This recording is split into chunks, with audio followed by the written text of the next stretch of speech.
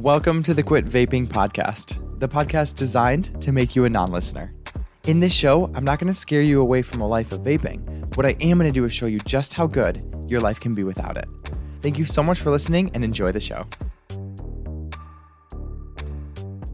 Hello and welcome back to the Quit Vaping podcast. As always, I'm your host, Andrew Cipriano, and today I hope it's the last episode that you have to listen to. So I don't know if you guys know me from my other social media, from my Instagram or whatever, my TikTok. It's Life Coach Andrew, but I was doing a live today, and I often do TikTok lives. It's like how I do my marketing and get out there and meet people. And somebody asked me a question about vaping, and I went through my normal spiel, like, hey, this is how you quit. This is, just basic information. If you want help, go to the podcast. And I had a light bulb moment. So it's so funny. When you're doing this work or anything in life and you've done something a million times before, there's just gonna be random times where you get like a light bulb and something connects in your mind that is never connected before. And I'm like, holy crap, I have to go make an episode about this. So I wrote it down and we're here. So hopefully this is going to be the last episode you have to listen to today because it's going to be freaking fire. I don't know. I couldn't hit that high note, but I tried. All right. So when it comes to desire, I want to talk about desire a little bit today and just where our desire for nicotine comes from in the first place. So many people start vaping or they start smoking or they use nicotine and they don't actually know why they're doing it.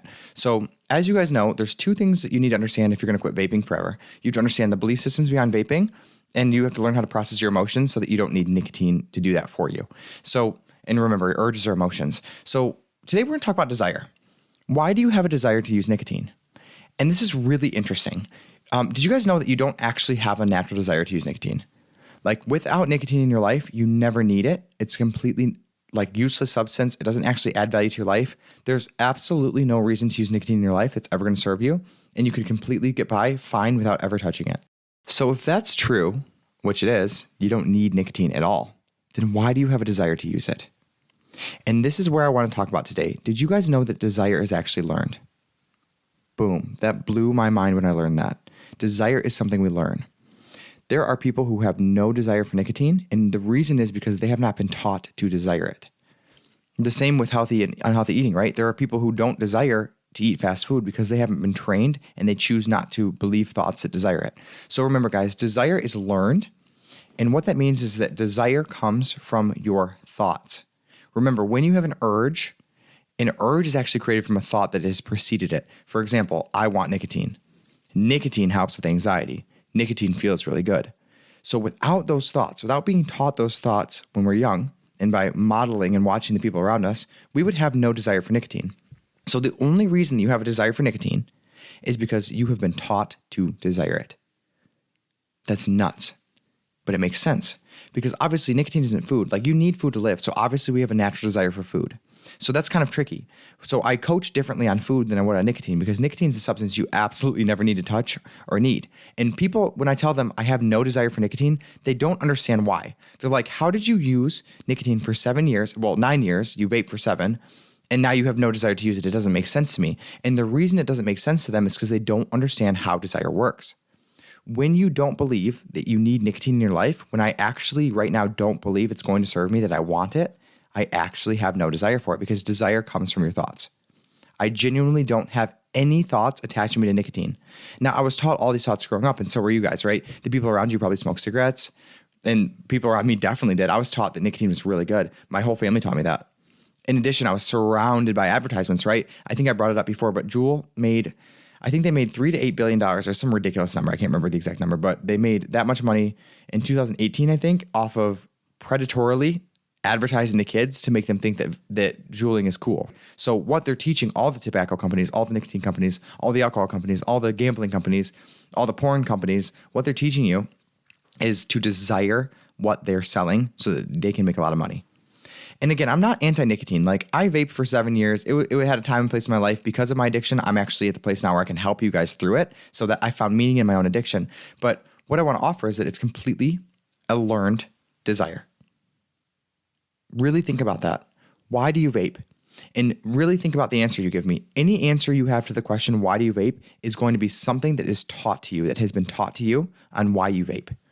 And this work, life coaching, is all about questioning the beliefs that we have in our heads and deciding whether or not we want to keep believing them. If you can change your beliefs about nicotine, which, by the way, you can, that's exactly what I help people do, then you can actually quit vaping forever with no desire at all. Because the desire you have for nicotine is solely based off of the beliefs that you've been taught about nicotine. And the beliefs that you've been taught about nicotine ultimately came from the companies that want to sell you nicotine. Nicotine has no place in your life. The only reason it feels good is because it releases dopamine when you use it. That's it. Well, you know what's so funny is there's a lot of things that release dopamine when you use it. Exercise, eating healthy, making a podcast, checking, like getting a goal, checking a check mark off of a goal that you're doing, getting clients in your business, kissing a girl or a boy or whoever. There's so many things that release dopamine. Nicotine is one of them, but it's completely unnecessary to get your source of dopamine from nicotine. So I really want you guys to think about this today. Like, you do not have a natural desire for nicotine.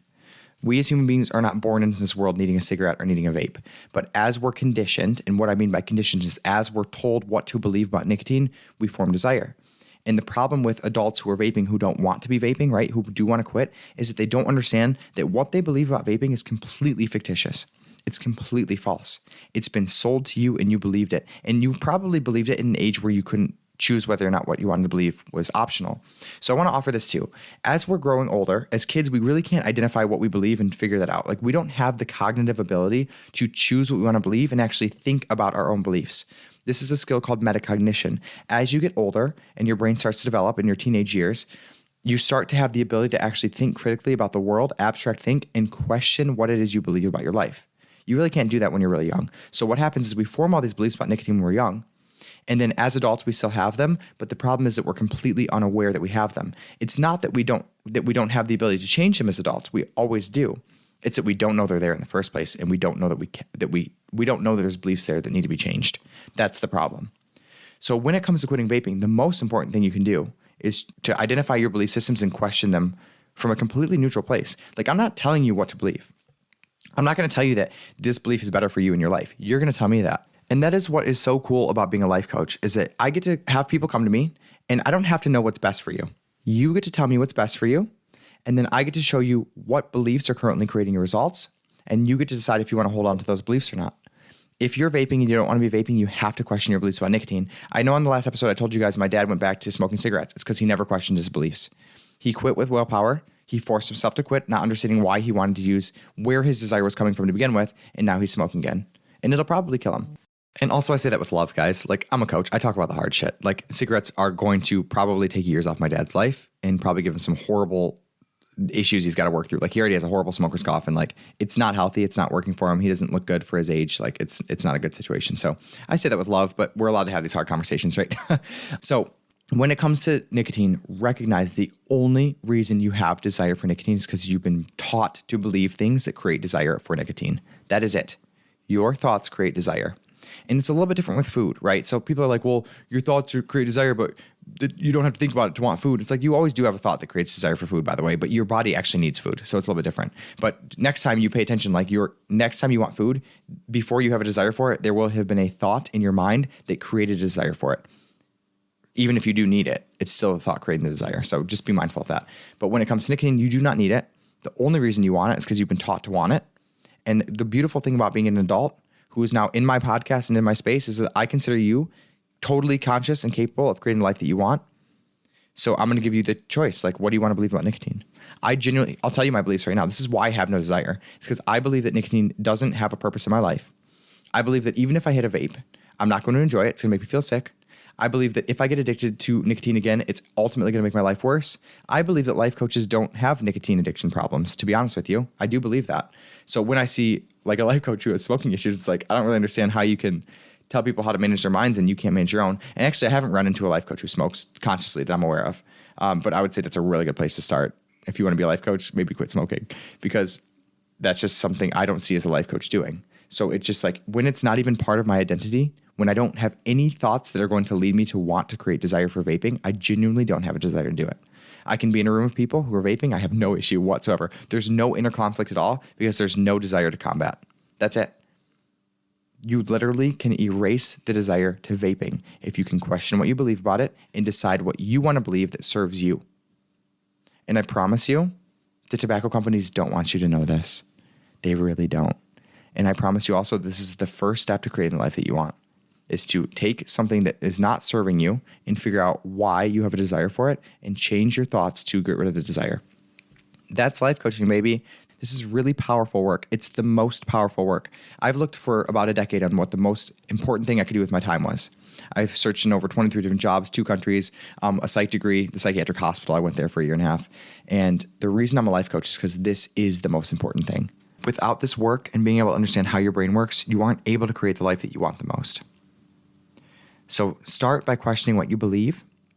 And whenever you, if you're trying to find a belief, just question yourself, what are the benefits of vaping in my life? Why do I like vaping? Do I like vaping? Just get really curious about your life and vaping, and no judgment, right? We're not allowed to shame and judge. When you bring shame or judgment into the work of trying to figure out what you believe, you immediately cut yourself off from actually doing the thought work. You have to just be curious, and you have to not judge yourself and beat yourself up, or it's totally going to cancel out any of the work you're doing. When I was quitting vaping, I really questioned myself from such a loving place. Is it possible that I can call myself a life coach and vape? And I'm like, I went through it logically. I'm like, I really don't think I can. The whole point of life coaching is managing your emotions and your thoughts.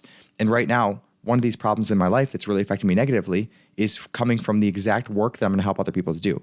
So I can't have an addiction and be a life coach. And once I got to that conclusion from a neutral and loving space, it was very easy for me to quit. Literally the most easy, the easiest thing I've ever done. I almost said the most easy. You don't actually need to desire nicotine. It's just been taught. Desire is learned. Have a fantastic day, guys. What's up, guys? I hope you're enjoying the show and that each episode is bringing you one step closer to becoming a non-listener. If you'd like to take all this information to the next level and finally quit vaping for good, you can check out the course link in my bio. Have a great day. See you next week.